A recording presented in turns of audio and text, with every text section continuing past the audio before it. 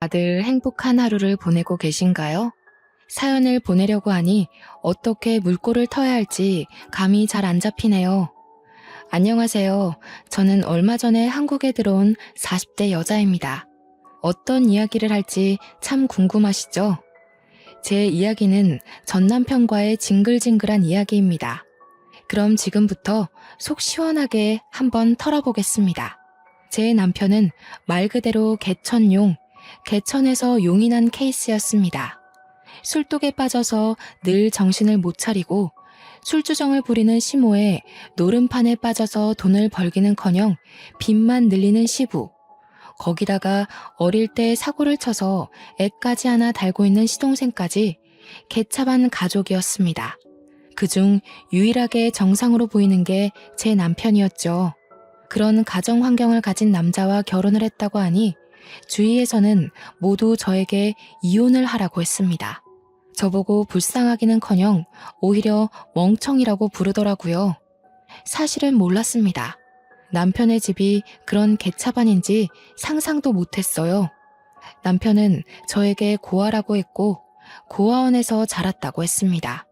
그래서 우리 집에서는 오히려 쌍수를 들고 환영을 했죠. 귀한 딸 시집살이 시킬 시댁이 없다고 하니 얼마나 좋았겠어요. 남편은 저를 속이려고 속였던 게 아니라고 했습니다. 실제로 고아원에 어릴 때 맡겨서 성인이 되어 고아원에서 쫓겨날 때까지 수모를 참으며 살았다고 했습니다. 공부를 제대로 시켜주지 않아서 혼자 친구들이 버린 문제집을 주워다가 지우개로 박박 지워가며 공부를 했다고 했어요. 그래서 제 남편은 변호사가 되었고 저보다 저희 아버지를 먼저 알게 되었습니다. 저희 아버지는 국내에서 내노라 하는 불굴의 탑 10대 변호사 사무실 안에 들어가는 법무법인의 대표였습니다. 아버지께서는 판사로 임용이 되어 법원에 오래 자리를 잡고 계시다가 판사직을 내려놓고 변호사가 되셨죠. 운 좋게 굵직한 사건들을 맡아 해결을 하신 이후 사무실은 점점 커졌고 지금은 모든 분야에서 탑이라고 일컫는 법무법인을 운영하십니다. 아버지께서는 정치계 쪽에도 기업인들 사이에서도 인기가 많은 변호사였습니다. 그런 아버지의 눈에 제 남편이 어떻게 눈에 들어왔는지 궁금하시죠? 우리 남편은 아주 뚝심 있는 국선 변호사였습니다. 아주 진창으로 나락으로 가난한 사람들을 대변하는 그런 변호사였어요. 뚝심이 어찌나 강한지 주위에서 아무리 흔들어도 꿈쩍없는 사람이었습니다. 아버지께서는 그런 제 남편을 너무나도 마음에 들어 하셨고 하루라도 빨리 본인의 사무실로 스카우트하고 싶어 하셨습니다. 몇 번의 제의를 했지만 그때마다 거절을 당하셨다고 했어요. 남편은 가난한 사람들을 도와주고 싶다고 커다란 회사에 들어가 굵직한 사건만 맡으면 소외된 사람들은 누가 변호해주냐고 했다고 하더라고요. 그러면 그럴수록 우리 아버지의 마음에는 가득히 제 남편이 담겼다고 했습니다. 그날은 어머니의 심부름으로 아버지께 물건을 가져다 드리러 사무실에 방문한 날이었는데 그날도 아버지께서는 제 남편을 회유하러 부르셨어요. 남편은 거절을 하고 나오고 저는 아버지의 사무실로 들어가는 순간 마주쳤습니다. 저는 남편에게 정말 한눈에 반하고 말았습니다. 아버지의 사무실에서 멀끔하게 나오는 그 모습에 두 눈을 빼앗기고 말았습니다. 저는 아버지께 당장 달려가 저 사람은 누구냐고 물어보았죠. 아버지께서는 아주 뚝심이 있는 남자라면서 저에게 모든 이야기를 해주셨어요. 스카우트하고 싶은데 죽어도 넘어오지 않는 사람이라면서요. 저는 그날 하루 본 제 남편의 얼굴이 잊혀지지 않아서 시름시름 앓았습니다. 이게 바로 상사병이라는 걸까요? 정말 딱 한 번만 더 봤으면 좋겠다 하는 생각이 머릿속에서 지워지지 않았습니다. 결국 전 용기를 내었어요. 수소문을 해서 남편이 일하는 국선 변호사 사무실을 찾아갔습니다. 무슨 일로 오셨습니까? 저에게 묻는 남편에게 저는 그저 아무 말도 하지 못했습니다. 제가 무슨 사정이 있나 보다 하고 잠자코 저를 기다려 주었는데 그 모습도 너무 강단 있어 보이고 멋있더라고요.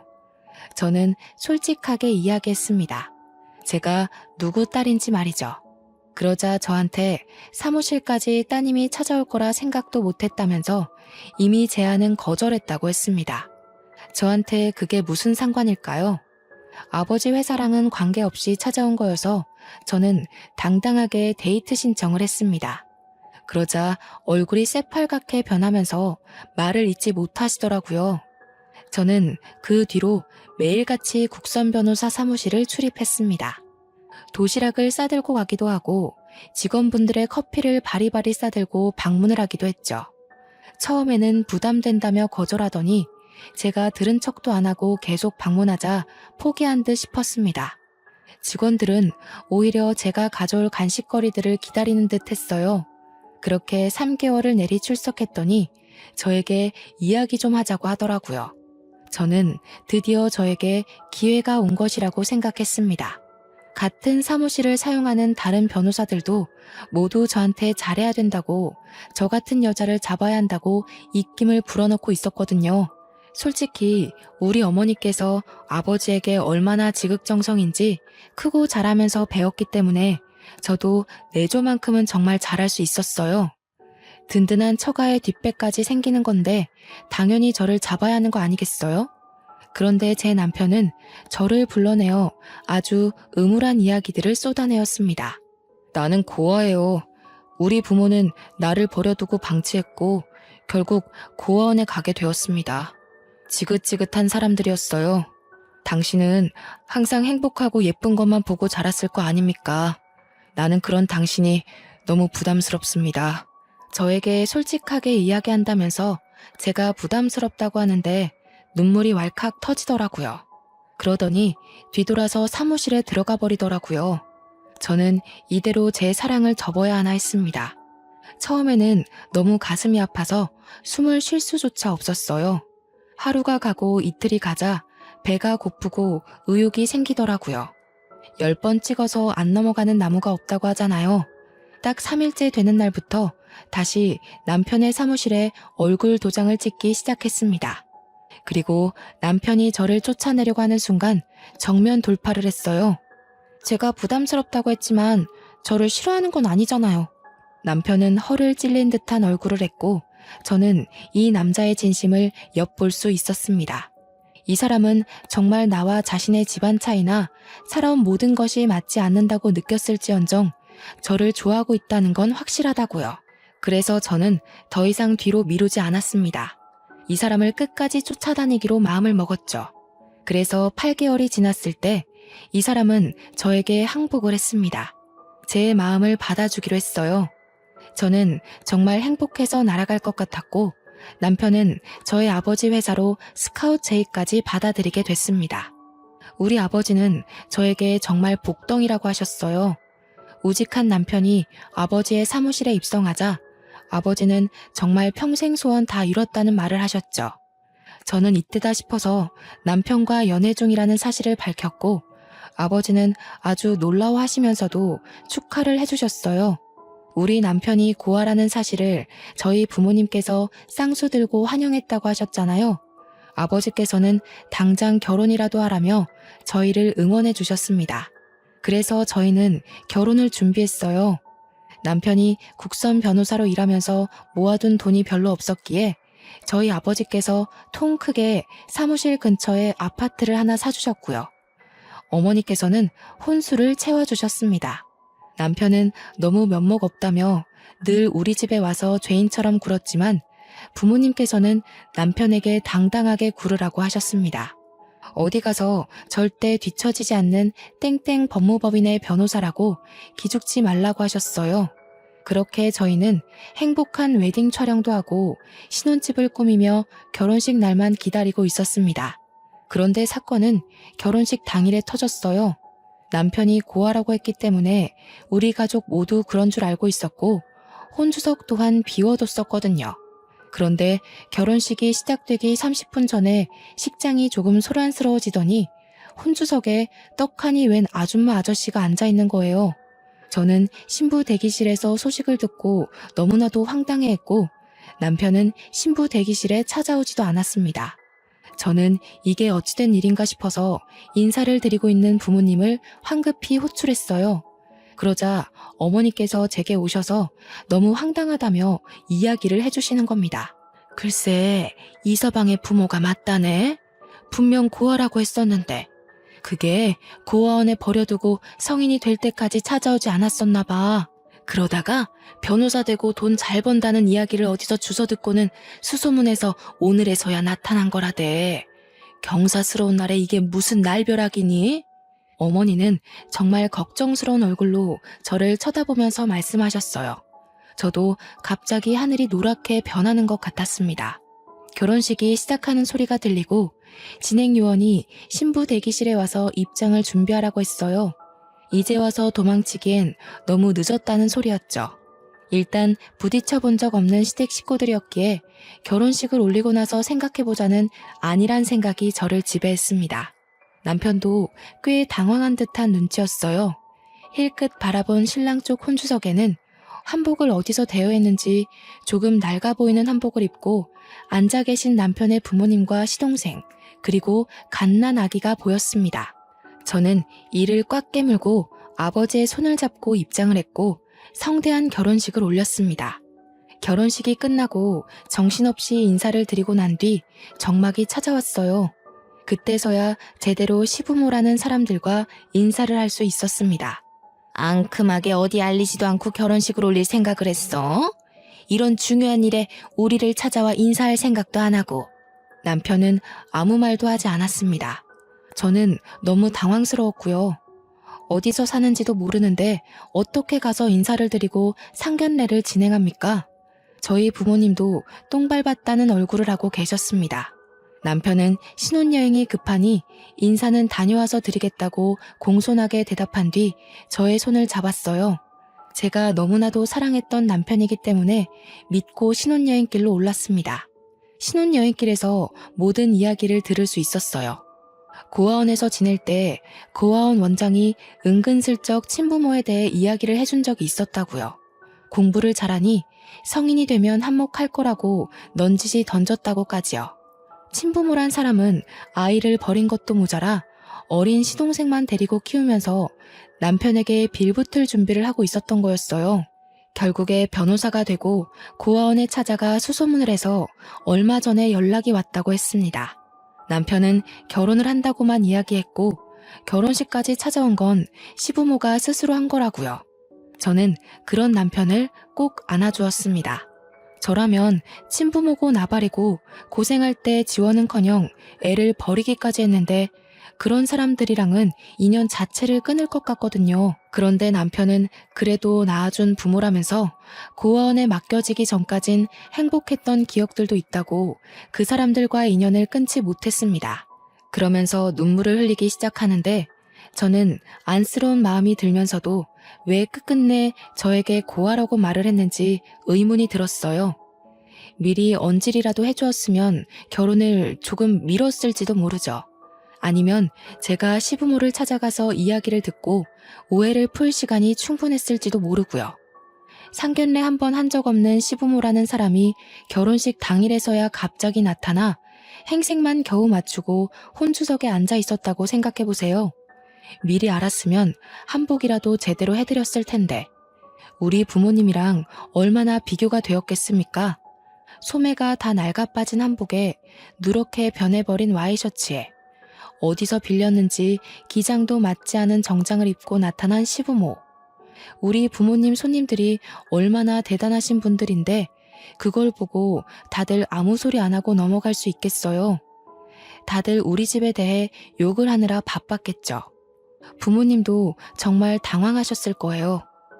저는 다른 것보다 그게 더 마음이 쓰이더라고요. 아무튼 남편은 저에게 앞으로는 못 볼 걸 보여주지 않겠다고 약속했지만 이미 남편의 표정에는 근심이 가득했어요. 부모님이 어떻게 지내실지 궁금했겠죠. 남편도 정말 20년 만에 만난 부부라며 안절부절 가만히 있질 못하더라고요. 신혼여행의 즐거움은 아주 잠깐이었습니다. 그렇게 서울로 돌아와 신혼집에 들어갔는데 시부모란 사람이 신혼집 구경은 언제 시켜주냐고 연락이 왔습니다. 남편은 집으로 초대를 해도 되겠냐고 물었고 솔직히 친부모인데 제가 거절할 수 없어서 알겠다고 했습니다. 부지런하게 집들이 음식을 만들고 시부모를 초대했습니다. 그 자리에는 당연히 어린 시동생과 갓난 아이까지 오게 되었고요. 집이 아주 궁전이네. 방이 2개만 더 있었어도 우리랑 둘째까지 같이 사는 건데. 저는 그 말에 입을 떡 벌렸죠. 신혼집인데 어떻게 시부모를 모시고 살겠어요? 거기다가 시동생까지요? 제가 남편의 옆구리를 쿡 찌르자 남편은 안 될 소리라고 하면서 지금은 어디 사시느냐 묻더라고요. 저는 그 말을 왜 붙이나 했어요. 지하 단칸방이라도 산다고 그러면 우리 집으로 모실 것 같은 기세였거든요. 남편은 분명 저에게 피해가는 일 없게 하겠다고 호언장담했는데 실제로 친부모를 보니까 그 다짐은 어디다 팔아먹은 건지 우유부단하게 굴었어요. 그러자 시동생이 불쑥 끼어들어서 말을 하더라고요. 우리 그냥 다 쓰러져가는 빌라에 옹기종기 모여 살지. 나야 뭐 애까지 있으니까 그렇다 쳐도 엄마 아빠는 여기 살아도 되지 않나 형? 방 남지 않어? 저기 있는 방. 저기는 우리 아이가 쓸 방이에요. 임신 계획이 있기 때문에 아이를 위해 비워뒀어요. 그럼 애 태어나기 전까지만 같이 살면 되잖아. 우리 엄마 애 잘 보는데. 아니, 애를 잘 봐서 고아원에다가 애를 맡기고 술독에 빠져 산답니까? 저는 남편을 째려봤어요. 그러자 남편이 시동생에게 그만하라며 여기 친정에서 해주신 신혼집이라고 하더라고요. 그래서 사돈 어른 댁은 뭐하는 집안인데 부자야? 제가 지금 다니는 변호사 사무실 대표님이세요. 어마마, 그럼 엄청나게 부자 아니야? 내가 고아원 가서 이야기 들으니까 너 엄청 좋은데 취직했다던데. 우리 며느리가 복덩이네, 복덩어리야. 우리도 그럼 집 한 채 해주나? 저희 집에서 왜 집을 해드려요? 저희 신혼집도 친정에서 해주신 거예요. 제가 정색을 하고 이야기하자 시부모도 시동생도 입을 꾹 다물었어요. 생긴 게 동글동글해서 사납게 굴 거라곤 생각 못 하셨나 보더라고요. 저는 재빨리 음식을 내왔고 음식이 모두 동나자 피곤하다는 핑계로 시댁 식구들을 내쫓았습니다. 남편은 시댁 식구들이 사라지고 나서야 저에게 미안하다고 사과를 했어요. 제가 당신 정말 좋아해서 쫓아다닌 건 맞지만 이런 상황까지 예상했던 건 아니에요. 앞으로 당신이 제대로 처신했으면 좋겠어요. 남편은 알겠다고 고개를 끄덕였어요. 처음의 바램처럼 제대로 된 바람막이가 되어주겠다고 약속했습니다. 하지만 뻔뻔하기 그지없는 시부모들은 저에게 아주 갖은 요구를 해댔습니다. 처음에는 아주 불쌍하게 이야기를 했어요. 당장 뜨끈한 쌀밥이 먹고 싶은데 돈이 없으니 10만 원만 보내달라고 하더라고요. 10만 원이 없어서 허덕이진 않았기 때문에 처음에는 그냥 보내드렸죠. 그런데 매주마다 요구를 하시는 거예요. 10만 원씩. 그러더니 시간이 좀 지나니 달마다 용돈을 달라고 하시더라고요. 50만 원. 매달 50만 원만 붙여주면 우리가 너네 살림에 절대 간섭 안 하마. 우리도 돈을 벌긴 벌고 있는데 손주까지 키우려니 살림이 워낙 빠듯해서 그래. 저한테 비굴하게 비는데 매몰차게 거절할 수가 없었어요. 그래서 매달 50만 원씩 남편이 주는 생활비에서 뚝 잘라 보내주기 시작했습니다. 한동안은 잠잠하던 시댁 식구들은 3개월쯤 지나자 본색을 드러냈어요. 지금 살고 있는 빌라가 너무 낡아서 난방도 제대로 안 되고 비도 샌다면서요. 저에게 집 수리를 좀 해줄 순 없냐고 하는 거예요. 저는 그 낡은 빌라를 고쳐봐야 얼마나 들겠나 싶어서 알겠다고 했어요. 뭐 예단비 대신 드린다고 생각하면 되겠지 하고 생각했어요. 그런데 글쎄 인테리어만 한 게 아니라 가전제품도 싹 바꿨더라고요. 뻔뻔하게 저에게 4천만 원을 달라고 하는데 비가 들이치는 부분 메우고 벽지만 발랐다면서 4천만 원이 말이 되느냐고 되물었죠. 그랬더니 너무 당당하게 말을 하시는 거예요. 아니, 벽지를 싹 발라놓으니까 우리 낡은 가구들이 눈에 거슬리잖아. 부자 며느리 좋다는 게 뭐니? 이럴 때 딱 돈 쓰는 거지. 제가 아직도 친정에서 용돈 받아다 쓰는 줄 아셔요? 이거 다 그이 지갑에서 나오는 거예요. 그이 용돈 줄여서 할부로 갚아야 하니까 그런 줄 아세요. 얘야 얘야 하고 애타게 저를 부르는 소리가 들렸지만 무시하고 전화를 끊었습니다. 제가 친정에 말해서 4천만 원 빌리는 거야 어렵지 않죠. 꾸준히 제가 모아왔던 돈들도 있고 그거야 어려운 거 아니지만 그래도 저한테 당당하게 요구하는 꼴이 마음에 들지 않았어요. 제 남편에게 문제집 한 건 사줘본 적 없는 사람들이 무슨 염치로 집을 저렇게 다 뜯어 고치는지. 그러나 시부모만 뻔뻔한 게 아니었습니다. 이제 갓 군대에서 전역한 시동생은 더욱 파렴치한 놈이었죠. 시동생에게 어린 아이가 있다고 했잖아요. 군대에서 휴가 나왔을 때 여자친구를 임신시켰는데 여자친구가 애만 덜렁 시댁에 두고 사라졌다고 하더라고요. 아직 앞날이 창창한 20살이라 아이를 키울 자신이 없다고 애만 두고 떠났다고요. 고아원에 버리겠다고 난리를 친 시부모를 시동생이 설득했대요. 그 이야기만 듣고 제정신이 박힌 사람이구나 싶었는데 아니더라고요. 군대 제대하고 나서부터 애는 뒷전이고 맨날 PC방에서 담배 피고 술집 가서 술 먹고 노느라 바빴대요. 그래서 애가 아빠를 보고도 낯설어 한다고 하더라고요. 그런 시동생이 저한테 애를 데리고 다니는데 불편해서 그런다며 차를 사달라고 하더라고요. 그걸 왜 저한테 말하는지 이해가 되지 않아서 남편이랑 상의해보라고 했죠. 우리 형 아시잖아요. 고아원에서 힘들게 산 거. 그런데 어떻게 형한테 차까지 사달라고 해요? 그럼 얼굴 3번도 안 본 형수한테 차 사달라고 하는 건 되고요. 스스로 일해서 돈 벌어 사세요. 이야기 들어보니까 맨날 집에서 게임하고 술 먹는다고 하던데 애를 위해서 사는 게 맞아요? 시동생은 형수 너무하네, 있는 사람이 더하다던데 궁시렁거리면서 전화를 끊었습니다. 저는 화가 나서 남편이 퇴근하고 돌아오자마자 이야기를 했어요.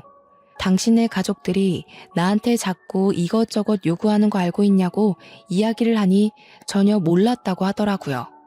그러면서 저한테 용돈을 드리고 있는데 그걸로 부족한가? 하는 거예요. 제가 매달 50만 원씩 드리는 거 그거 남편한테 말한 적이 없었거든요. 놀래서 남편에게 50만 원 드리는 거 알고 있었냐고 하니까 뭔 소리냐고 되묻더라고요. 아니, 50만 원은 또 무슨 말이야? 내가 매달 100만 원씩 보내드리고 있는데 당신이 돈을 또 보내드리고 있었어? 저는 완전 뒤통수 맞은 기분이었어요. 매달 150만 원씩 저희 부부에게 갈취를 하고 있었던 거죠. 그것도 아주 교묘하게요. 그러면서 인테리어 해달라, 가전 바꾼다, 돈 뜯어가고 차까지 사달라고 했던 거예요. 저는 남편을 쥐잡듯이 잡았습니다. 얼마나 우습게 보였길래 이런 식으로 가족이라는 사람들이 뒤통수를 치냐고요. 그러자 남편이 저한테 버럭 화를 내더라고요. 아무리 그래도 자기 가족을 너무 우습게 보는 거 아니냐면서. 저는 너무 어이가 없었습니다. 지금 사기 결혼 당한 기분을 맞게 하는 게 누군데 나한테 화를 내는지, 속된 말로 남편까지 다 짜고 친 거 아닌가 하는 생각까지 들었어요. 그렇게 며칠 동안을 남편과 냉전 상태로 지냈습니다. 솔직히 저도 먼저 화해하고 싶은 생각이 전혀 들지 않았고 남편도 계속 고집을 부리고 있었습니다. 저에게 자기 가족을 사기꾼 취급한 걸 사과하라고 하더군요. 저는 끝까지 하지 않았어요. 고아원에 갖다 버린 부모 뭐가 그리 불쌍하고 안타까워서 저러는지 이해가 가질 않았습니다. 그 뒤로 남편과는 깊은 대화를 잘 하지 않게 되었어요. 남편은 무슨 일이 그리 바쁜지 아버지 회사 일을 혼자 도맡아서 하는지 야근하기 일쑤였고요. 하루 종일 저는 답답함과 싸워야만 했습니다. 오죽하면 정말 이혼까지 생각을 했을까요? 하지만 남편이 열심히 일할수록 우리 아버지의 사위 칭찬은 입이 마를 날이 없었습니다. 어딜 가나 자랑을 하고 다니시더라고요. 딸이 개차반 시댁에 시달리는 건 전혀 모르시고요. 하지만 아버지 어머니를 속상하게 하고 싶지 않아서 꾹 참았습니다. 어차피 제가 확 쏘아대면 별다른 요구를 하지 못하고 전화를 끊으셨거든요. 남편이 일에 중독된 지 몇 개월이 지나고 시동생에게 급하게 전화가 왔어요.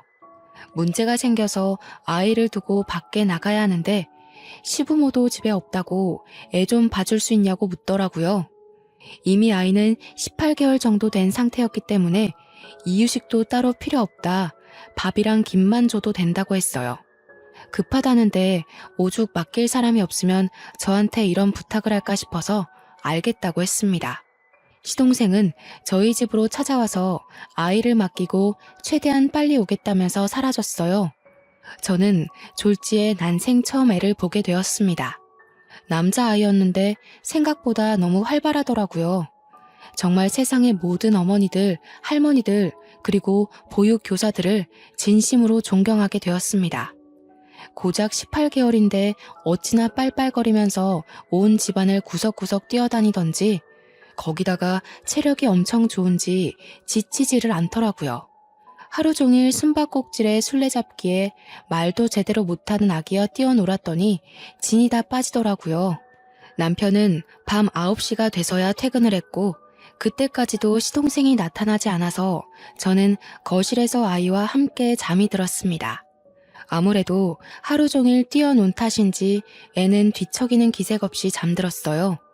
밤 11시가 넘어서야 시동생이 헐레벌떡 집으로 찾아왔고 잠든 아이를 보내주었습니다. 저한테 연신 감사하다고 인사를 하는 시동생의 입에서 약하게 술 냄새가 느껴졌어요. 저는 어디를 다녀왔는지 궁금하진 않았지만 좀 찝찝하더라고요. 도련님 술 드셨어요? 애 안고 집까지 잘 가실 수 있어요? 설마 뭐 애 떨구겠습니까? 제가 차가 있었으면 안전하게 데리고 갔을 텐데. 술 드셨으면서 무슨 운전이에요. 조심히 가세요. 그러자 남편이 조용히 옷을 입더니 데려다 주겠다고 하더라고요. 참나, 지 가족 생각은 아주 끊임없이 하는 것 같았습니다. 저는 별다른 이야기하지 않고 방으로 들어왔어요.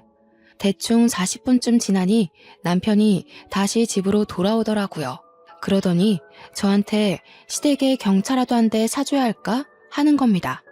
저는 펄쩍 뛰었어요. 지금 고정적으로 나가는 돈이 얼만데 경차까지 사주냐고 하니까 조카가 아기라서 차가 있어야 할 것 같다는 거예요. 저는 방금도 술 먹고 들어온 시동생에게 운전대를 내어줄 수 있냐고 다 같이 죽는 거 아니냐고 했습니다. 그러자 남편이 또 무슨 말을 그렇게 하냐고 저한테 화를 버럭 냈어요. 제가 알던 남편이 아닌 것 같았습니다. 우직하고 강인하고 누구보다 남을 배려하며 살았던 남편이었는데 약한 사람들을 위한 변호사가 될 거라고 했었는데 말이죠. 결국 남편은 중고차로 소형 세단을 시댁에 사주었어요. 경차를 사주겠다고 하더니 소형 세단을 사준 거 보고 저는 혀를 끌끌 찼습니다. 그렇게 차까지 사주고 나니 남편이 분명 용돈 남는 거 하나 없어야 하는데 이 남자 자꾸 어디서 돈을 쓰더라고요. 시댁에 소고기를 보내고 조카를 준답시고 몇십만 원짜리 장난감을 사주고 저는 아버지에게 슬쩍 남편의 연봉이 올랐냐고 물어봤는데 그건 아니라고 했어요. 원래도 잘 벌긴 했지만 그래도 저희가 매달 청약도 들고 적금도 있고 고정 생활비에 지출비도 있고 시댁에 150만 원씩 용돈도 드리고 하다 보니 남편이 유동적으로 쓸 수 있는 현금이 부족하긴 해야 하는데 이상하게 화수분처럼 돈을 꺼내더라고요. 슬슬 찜찜해지기 시작했죠. 그렇게 또 2달이 흐르고 시동생은 간간히 저희 집에 아이를 맡겼어요. 조카가 절 좋아한다는 말도 안 되는 이야기를 들이밀면서 애를 맡기더라고요. 처음에는 한두 번이니까 알겠다고 좋은 마음으로 아이를 봐주었는데 이게 시도 때도 없이 그러니까 저도 싫더라고요. 주말에 남편이랑 데이트라도 할라 치면 조카를 데려오질 않나. 평일에도 불쑥 찾아와서 1시간만 맡아주세요, 2시간만 맡아주세요 하는데 제가 무슨 보모라도 된 기분이었습니다. 그래서 하루는 집에 없는 척을 했어요. 배를 여러 번 누르고 문도 쾅쾅 두들기다가 집에 진짜 없나? 하면서 조용해지더라고요. 엘리베이터가 열렸다 닫히는 소리도 들려서 시동생이 갔나 싶어서 인터폰을 켜보니까 없더라고요. 그래서 잘됐다, 집에서 늘어지게 영화나 봐야지 하고 있는데 갑자기 조카의 울음소리가 들리는 거예요. 놀래서 현관문을 벌컥 열었습니다. 그러자 시동생은 어디로 사라지고 없고 현관문 앞에 조카만 덜렁 있었어요. 아직 2돌도 안 된 아기를 두고 사라진 거예요. 저는 놀래서 시동생에게 전화를 하려고 휴대폰을 열었는데 문자가 하나 와 있더라고요. 형수, 어디 갔어요? 문 앞에 애 두고 저 일 좀 보고 올게요. 집에 얼른 들어가서 애 좀 챙기세요. 저는 정말 너무너무 빡쳤습니다. 그래서 바로 아이를 데리고 집에 들어와 시동생에게 전화를 걸었습니다. 전화를 당연히 받지 않더라고요. 그 뒤로도 3번을 더 걸었는데 받지 않았어요. 결국 남편이 먼저 퇴근해서 돌아왔고 아이와 함께 저녁을 먹고 씻긴 뒤 남편에게 문자를 보여주었습니다. 남편은 문자를 보더니 놀래서 눈이 땡그레지더라고요. 그 순간 시동생이 현관문 벨을 누르더라고요. 남편이 문을 열어주었고 제가 바로 시동생의 뺨을 때렸습니다. 남편도 시동생도 무척 놀란 얼굴이었어요. 도련님, 아무리 상식이 없다고 해도 제정신이에요? 문자만 하나 덜렁 보내놓고 애를 문 앞에 두고 사라지면 어떡해요? 이 어린애가 계단이라도 굴렀으면 어쩔 뻔했어요. 아빠라는 사람이 이렇게 무책임해도 돼요? 제가 막 소리를 지르자 남편이 그제서야 시동생을 혼내기 시작했어요. 그러자 시동생이 입을 꾹 다물고 자고 있는 아이를 들쳐업고 가더라고요. 남편이 따라 나서는 걸 보면 집까지 데려다 주는 것 같았습니다. 저는 열을 식히느라 샤워를 하고 나왔더니 남편이 와 있더라고요. 제가 뺨 때린 게 너무했냐고 물어보니 아니라고 잘했다고 하면서도 뭔가 할 말이 있어 보였어요. 할 말이 있으면 지금 하라고 했더니 저한테 조카 이야기를 하더라고요. 동생이 너무 어리기도 하고 조카는 엄마의 손길이 필요한 것 같아서 말이야. 내가 부모님이랑 이야기를 해봤는데 조카를 우리가 입양해서 키우는 게 어떨까? 저는 남편에게 바로 손에 집히는 휴지를 던졌습니다. 우리한테 애가 있는 것도 아닌데 어떻게 그런 말을 할 수 있어? 남의 자식을 내 자식처럼 키우라고? 그게 말이나 되는 소리야? 언제는 고아라며, 가족 없다며. 남편은 저에게 진정하라고 오늘은 따로 자자고 하면서 거실로 나갔습니다. 저는 너무 스트레스를 받아서 구토가 확 올라왔어요. 한바탕 변기를 붙잡고 다 토해낸 뒤 겨우 잠이 들었습니다. 그 뒤로 스트레스 탓인지 미열도 자꾸 오르고 식욕도 없고 어지럽기도 하고 그러더라고요. 그러다 일이 확 터졌죠. 시모가 술 먹다가 옆 테이블 아줌마랑 시비가 붙어서 싸움이 났는데 옆 테이블 아줌마를 거의 발로 밟았다는 거예요. 곤죽이 된 피해자가 시모에게 폭행치사 소송을 건 것이었어요. 남편은 난리가 나고 시모는 저에게 우리 아버지 회사 변호사 한 명 빵빵한 분으로 붙여달라고 요구를 하고 저는 진짜 저희 부모님 보기 부끄러워서 아무 말도 못했고요. 저한테 계속 전화를 걸어서 변호사가 그리 많은데 자기 일 봐줄 사람 하나 없는 게 말이 되냐고 소리를 치는데 진짜 혀를 깨물고 싶었어요. 시부는 저한테 아들이랑 시모 몰래 50만 원만 빌려주면 100만 원으로 불려서 갚겠다는 헛소리나 하고요. 개버릇 남 못 준다더니 시부는 아직도 노름질을 하고 있고 시모는 술독에 빠져 살고 있었습니다. 남편은 하루하루 말라가고 있었어요. 안쓰러워서 보듬어주고 싶다가도 지 가족 챙기는데 힘쓰는 걸 보면 정내미가 뚝 떨어졌습니다. 그러다가 문득 알게 되었습니다. 제가 생리를 하고 있지 않다는 사실을요. 저는 바로 약국에 가서 임신 테스트기를 했고 선명한 2주를 확인했습니다. 이걸 경사라고 해야 할지 악재라고 해야 할지 너무나도 두려웠어요. 남편에게 점점 신뢰를 잃어가는 와중에 덜컥 임신이라뇨. 하지만 산부인과에 가서 8주가 됐다는 소견을 받고 아이의 심장 소리를 들으니 모성애가 생기더라고요. 어떻게 해서든 내 아이만큼은 정말 제대로 번듯하게 사랑만 주면서 잘 키워야겠다. 그런 생각이 들었습니다. 그런데 병원에서 제 자궁이 약하다고 하더라고요. 유산기가 있으니까 조심해야 된다고 저 같은 산모들은 30주가 돼도 불안해야 한다고 했어요. 절대로 무리하지 말고 집에서 쉬는 것만 생각하라고 하면서요. 저는 제 임신 사실을 남편과 친정에 알렸습니다. 친정 부모님은 당연히 너무나도 좋아하셨죠. 저에게 벌써 어디 한약이 좋다더라 하시면서 하루빨리 손주를 만날 날을 기대하고 있었습니다. 남편에게는 모든 걸 솔직하게 말했습니다. 제 자궁이 약해서 절대로 스트레스 받으면 안 되고 무리해서도 안 된다고요. 남편은 제 말을 잘 이해한 것 같았어요. 그 뒤로 시부모에게 연락을 받는 일이 없었거든요. 하지만 한 가지 시동생만큼은 여전히 눈치 없이 굴었습니다. 저에게 자꾸만 조카를 맡기고 사라졌어요. 분명 술 먹고 노는 게 맞는데 아니라고 뚝 잡아떼면서 제가 거절하지 못하게 집으로 애부터 들이밀더라고요. 제가 임신 4개월을 넘겼을 시점 조카랑 놀다가 무리를 했는지 배가 조여들게 아파오기 시작했어요. 그때 응급실에 가니 자궁이 많이 약하다고 하면서 집에서 누워만 있으라고 하더라고요. 하지만 뛰어서 놀아주던 조카애가 벌써 2돌을 넘겼는데 가만히 앉아서 놀자고 하면 그러겠다고 할까요? 저한테 더 뛰자고 계속 졸라대기만 했죠. 저는 결국 병원에 입원을 해야 했습니다. 자궁이 수축해서요. 절대 무리하지 말라는 의사 선생님의 신신당부를 듣고 집으로 돌아간 날 남편은 출근을 했고 어김없이 조카가 집에 찾아왔습니다. 도련님한테 피곤해서 애 못 봐준다고 했는데 잠깐만 봐주면 된다고 들이밀고 도망가더라고요.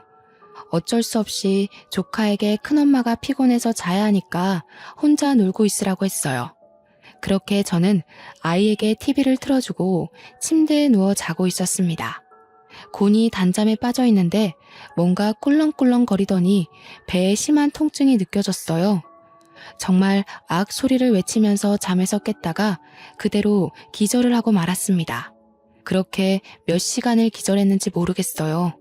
눈을 떠보니 병원 응급실이었고 남편은 사색이 되어 저를 보고 있었습니다. 순간 저는 느낌으로 알았어요. 제 아이가 유산이 되었다는 것을요. 조카가 제가 잠든 사이 제 배 위로 점프를 했고 그 충격으로 인해 아이가 유산이 된 것이었습니다. 침대에 기절해서 하혈하고 있던 걸 남편이 퇴근하고 나서야 발견을 해 응급실에 실려왔고 응급수술을 받았으나 더 이상 임신이 어렵다는 판정을 받았어요. 저는 그 이야기를 들으면서 또다시 기절을 할 것만 같았습니다. 충격에 하염없이 눈물만 흘렸고 제 옆을 지킨 부모님과 남편도 눈물만 흘리고 있었어요. 그런데 그때 시동생이 박수를 짝 치는 거예요. 형수, 더 이상 임신도 어렵다는데 조카를 입양해서 키우는 게 낫지 않겠어요? 나야 애 없는 게 편하고 형수는 애 키우고 싶잖아. 엄한 애 입양하는 것보다야 핏줄 입양해서 키우는 게 낫지. 이 미친놈이 뭐라고 하는 거야 지금? 지금 내가 누구 때문에 아이도 잃고 이렇게 됐는데. 당신 흥분했어. 시동생한테 미친놈이라니. 뭐가 어쩌고 어째? 멍청한 놈이 미친 소리 하니까 미친놈이라고 하지. 내가 아주 사람을 잘못 봐도 단단히 잘못 봤구만. 지금 이 와중에 자네를 버린 가족들 편을 드는 겐가? 내 딸이 아니라 내 눈앞에서 당장 저 미친놈 데리고 썩 꺼지게. 남편은 그게 아니라며 아버지께 변명을 했지만 아버지는 듣지 않으셨어요. 꼴도 보기 싫으니까 당장 꺼지라고 소리를 치셨고 저도 지지 않고 나가라고 소리를 질렀습니다. 저는 남편과 시동생이 나가자 아버지께 당장 이혼하겠다고 말씀을 드렸어요. 아버지는 제 손을 꼭 잡으며 일단 몸조리에 신경 쓰고 이혼은 그 다음에 바로 진행하자 하시면서 미안하다고 하셨습니다. 자기가 사람 보는 눈이 너무나도 부족했다면서 제 손을 잡고 그렇게 한참을 우셨어요.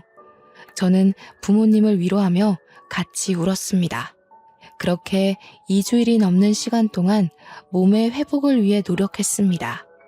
자궁 초음파를 통해서 자궁 안에 남겨진 찌꺼기까지 깨끗하게 청소하고 제 난소도 확인하고 임신이 어렵다는 판정은 번복되지 않았지만 저는 심리치료까지 병행하며 마음을 다스렸어요. 그리고 집으로 돌아와 남편에게 이혼을 하자고 이야기했습니다. 남편은 당연히 절대 이혼 못 해준다고 했죠. 이혼을 못 해준다니 아쉽네. 그럼 소송으로 진행할게. 이 집은 부동산에 내놨으니까 하루라도 빨리 짐 빼는 게 좋을 거야. 명의가 내 건 거 알고 있지? 당신이 재산에 기여한 부분이 어느 부분인지 모르겠지만 그건 판결 나오는 대로 처리해 줄게. 남편은 제 손을 잡고 다시 생각해보라고 했지만 저는 뿌리쳤습니다. 2번 생각할 겨를이 없는 확신에 찬 이혼 소송이었어요. 아버지는 바로 사무실 최고의 변호인단을 꾸려 제 소송을 준비해 주셨습니다. 그런데 일이 생각보다 아주 쉽게 풀렸어요. 남편이 월급이 오른 것도 아닌데 시댁에 돈을 쏟아부었었잖아요. 그게 알고 보니 아버지 회사 각종 거래처에서 뒷돈을 다 받고 있었던 거예요. 거절된 의뢰들도 몰래 수임해서 수임료 챙기고 아버지 로펌 이름을 걸고 갑질을 하고 있었던 거죠. 접대도 받고 뒷돈도 받고. 근데 그게 거래처의 장부에서 발견이 되고 수천만 원을 받은 것이 들통이 났습니다. 아버지께서는 그 증거들을 모조리 파헤쳐서 이혼 소송과 별개로 횡령으로도 소송을 걸었어요. 남편은 구속 위기에 처하자 저를 찾아와 울고불고 빌면서 이혼 바로 해주겠다고 용서를 해달라고 했죠. 하지만 전 이미 1번 기회를 줬잖아요. 2번 주기 싫었습니다. 소송은 소송대로, 이혼은 이혼대로 진행이 되었고 아버지의 로펌 간판 덕분인지 일사천리로 진행이 되었습니다. 재산 분할할 것도 전혀 없었던 게 남편이 횡령으로 고소가 되었고 그 횡령한 돈을 시댁에 쏟아부은 정황도 발견되었기 때문이었죠. 벌금도 된통 맞은 것도 모자라 변호사 자격 정지까지 받았으니 쌤통이죠. 인과응보라고 하나요? 결국엔 다 자기 업보로 돌아오게 되어 있습니다. 자기들이 버린 첫째 아들은 결국 또 처가댁에서 버려졌고요. 변호사라는 타이틀에 들러붙었으나 지금은 자격정지 먹고 손가락만 쭉쭉 빨고 있고요. 저는 유산과 이혼이 모두 정리된 이후 해외에 나와서 물 맑고 공기 좋은 곳에서 몸을 회복했어요. 지금 스위스의 로잔이라는 도시에 온 지 2년이 넘었는데 참 한적하니 좋습니다. 늘 풍경은 다채롭고 제 마음의 감정을 잘 다스려주고 있습니다. 내일은 또 어떤 자연이 저를 감싸줄지 아주 기대가 돼요. 날이 점점 추워지고 있습니다. 감기 조심하시고 항상 행복하게 좋은 것만 보고 지내셨으면 좋겠어요. 저도 곧 한국에 들어갈 예정이라 또 다른 저의 여정이 기대가 되네요. 제 이야기 들어주셔서 감사합니다.